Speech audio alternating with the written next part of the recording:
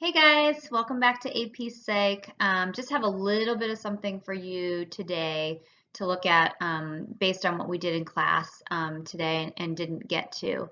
So just a short little lecture on some of the people and some of the things that you should know about the perspectives. Okay? So one of the things I start with on this welcome back screen is an exam tip. We've been learning about a lot of people in psychology, and so what do you really need to know? You want to study their significance of their accomplishments. You're more likely to be tested on the finding and the meaning of that finding instead of who discovered it. However, be ready because sometimes they will throw in, who wrote Principles of Psychology, and you're going to need to know that. So, but kind of as we holistically kind of look at this part, they'll be bringing up people throughout the whole entire book. So you're going to want to remember those people and really what school of thought they're attached to and what that school of thought did for psychology. Okay, so let's review real quick. I'm going to give you a couple of like 5 of these and think about the answer, and then I'm going to pop the answer for you in the review section. So, what psychology would study how mental processes and behaviors allow organisms to adapt? Adaptation is the big portion of that. This would be functionalism. William James, it was based on Charles Darwin, obviously because Charles Darwin is survival of the fittest. So those people who don't adapt will, or organisms that don't adapt will die out. And so that idea of adaptation is important with functionalism. Okay, 2, psychology should emphasize each person's unique potential for growth and the self-directedness of that growth. What would that be? Humanistic, Carl Rogers and Abraham Maslow. 3, psychology should focus on the elements of conscious experiences using methods of introspection. This is structuralism with Titchener and also William Wundt. The important thing between this and something like cognition or cognitive perspective is this one is about the conscious experiences using methods of introspection. And that was the example we had today with the sneaker and looking at what's the first thing that comes to your mind. Okay, number 4, human behavior is strongly influenced by unconscious sexual and or aggressive conflicts in the mind. Psychoanalysis or Freud. And the last one, psychology should scientifically investigate observable behaviors that can measure objectively and should not study consciousness or mental processes. Well, we have behavior in that little underlined word, so behavioralism. So Ivan Pavlov with conditioning, John B. Watson, which has a very interesting study we will do called Little Albert, and B.F. Skinner, which you also may have learned at in science. We're going to be talking about him just in a couple of minutes. Okay, so let's go over structuralism and Titchener. With structuralism, and like William Wundt, they wanted to discover how the structures of the mind and elements of the mind are constructed. And they thought they would engage people in introspection, looking inward, by training them to report elements of their experience. So look at, just like we did with the sneaker, how they look at a rose, listening to a metronome, smelling a cake, tasting milk, and then they'd say, what is your immediate sensation, images, or feelings, and then how those would relate to each other. What's the first thing that pops in your mind is kind of that idea of structuralism, because whatever's consciously up there in your mind is going to tell something about how your mind is working. What's your lens? It's not the things that you're really trying to draw out of your mind, it's what's on the surface and what's going on. So that's a good example that I showed you today of what structuralism would be. He felt, along with other structuralists, that we know the most about ourselves. And again, I talked about how this is, very smart and verbal people had to know this, so it kind of died out and waned because introspection also waned.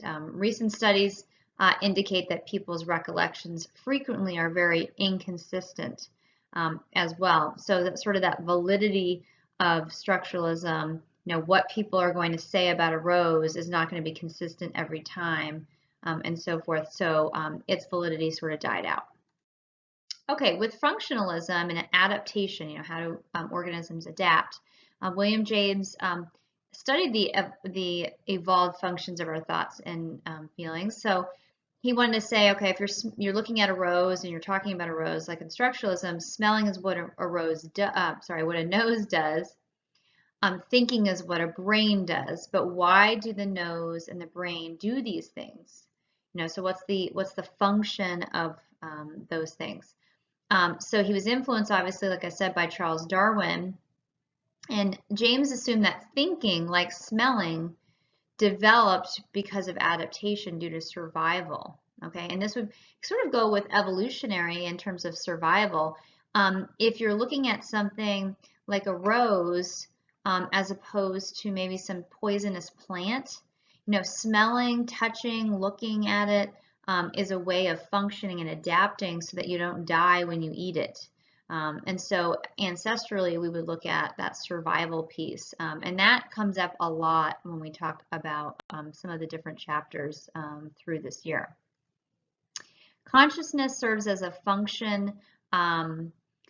It enables us to consider our past and then adjust our present and plan our future. And again, that sense of adaptation if something is for survival.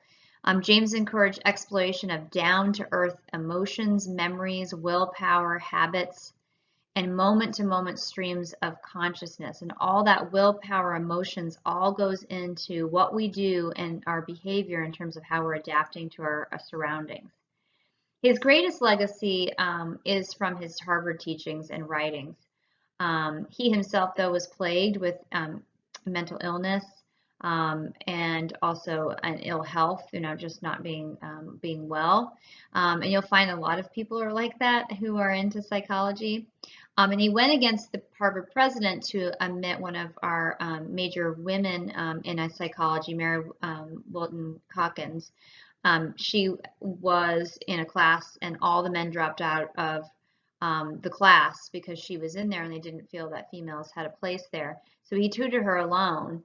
And when he did that, she outscored all the men for that, but Harvard still denied her a degree, which is telling to how females were treated, obviously, back in the day.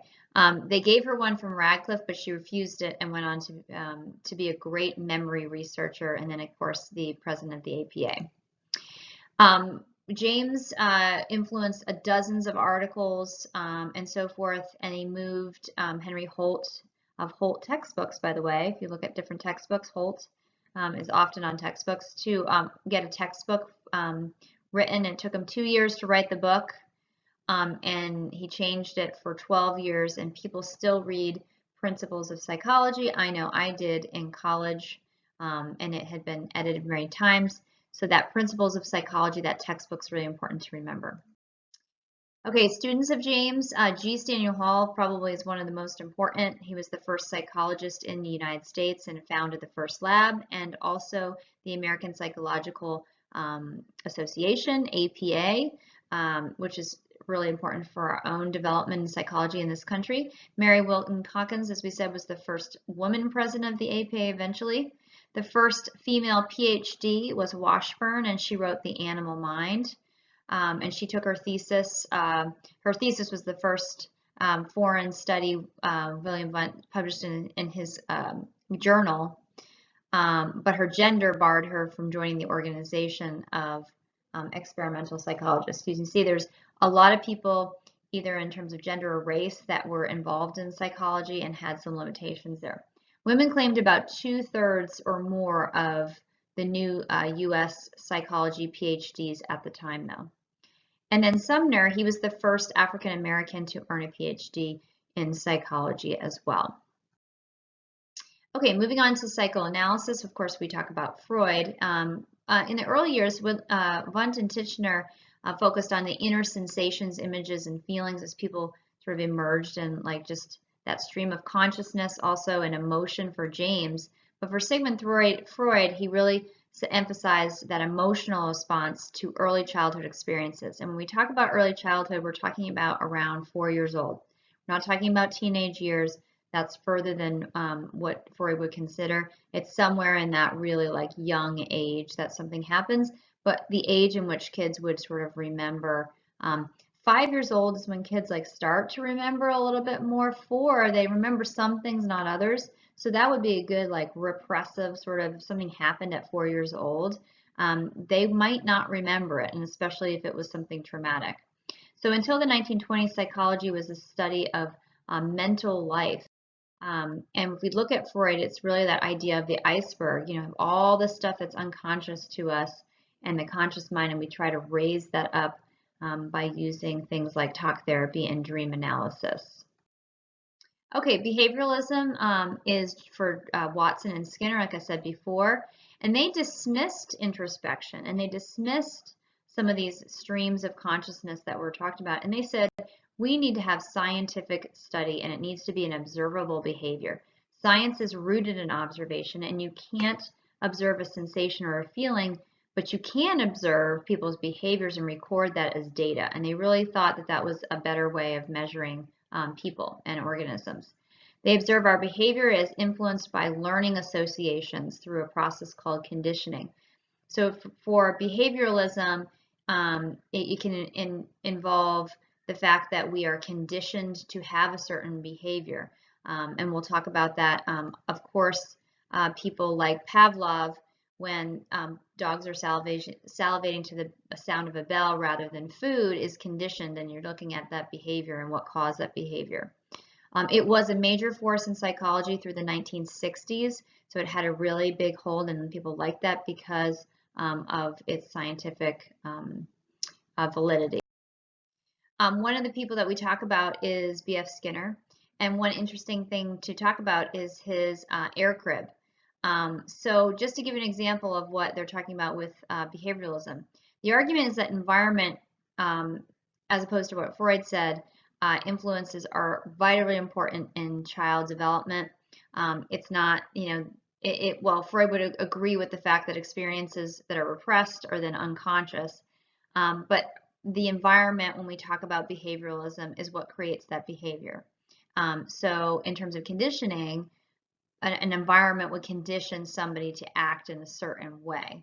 So one of the odd things that B.F. Skinner did, and that's why I have air crib and you have Boss Baby there, is he designed an alternative to baby cribs that would isolate a baby. Now this is 1944, mind you. Okay, so some of those things that we wouldn't necessarily do today that are not PC, that is not how they did it then. Okay, but it still was a little weird. Even back then, so you can even see. After his first child, he wanted to simplify how parenting was done. They were living in Minnesota. It was really cold. It was a really harsh environment, and you need to keep the child warm. So that means you need to wrap it up every time you get out into the cold Minnesota air. You're wrapping it up in clothes and blankets, and he thought that was tedious for parents to do. And it also would inhibit a child's ability to move, because I don't know if you've ever seen a kid in a big snowsuit and they're kind of like this, a baby, and they kind of roll around and they don't like it. My son used to be like, we used to just pick him up and he was like a big popsicle and put him into the sled. So that self-directed movement he thought was very restrictive, and babies could easily overheat, and it would create some kind of bad situation for them. So, and of course, there was much more labor for parents, laundry, frequent bathing from the baby sweating, those kinds of things. So he created a baby-sized room with an independent heating, humidifying, and ventilation system. And I just want you to imagine what it might look like. You're putting a baby in this baby-sized room, and then the infant's at waist height level so that there's, the child can be changed in a changing table, okay? So imagine what that might look like. So his daughter was, of course, the first person that they put in this baby air crib room. And this is what it looks like. So you can see it's waist high. The baby is smiling, of course. It is in a room. It can't fall out. There's glass there and so forth. And they even have one outside the window so they can get some air. But the mom is just like, hi, you know, like, I don't have to do anything now. A little strange, but it's something that he was trying to create an environment that would then create certain behaviors. One of the things that was a quote and was from a person who was babysat by his daughter when she was older. And this is what they said about her. When I was a little kid, I had a weird babysitter. She was very pale and thin with dark hair and a tentative smile. She wore blouses with big trumpet sleeves out and which poked her bony white wrists and elbows. She seldom made physical contact. She lived just up the street from us, and I heard people say she'd been raised in a Skinner box by her psychologist father. So obviously this is not going to take off because we didn't have air cribs in the 1950s that really were used by everybody. You can see, you know, it makes sense. She seldom made physical contact because she didn't really do that when she was in the Skinner crib. But just so you know, she did grow up to be quite normal, and so forth. She is on the right there, as you can see, the earlier pictures on the left, but she's now married and is an artist in England, and she grew up to be quite normal, okay? She was not psychotic. But it definitely did not catch on. It had many negative reactions to him treating his daughter that way and so forth. Okay, so that's my story about Skinner box. I always like telling that one. Okay, so humanistic is the next one. For this one, they felt like behavioralism was lacking a few things, okay? Carl Rogers and Maslow felt that both even Freud, who had been very popular for a long time, and behavioralism was too limited. And so they're going to start rejecting some of the things and extend some things.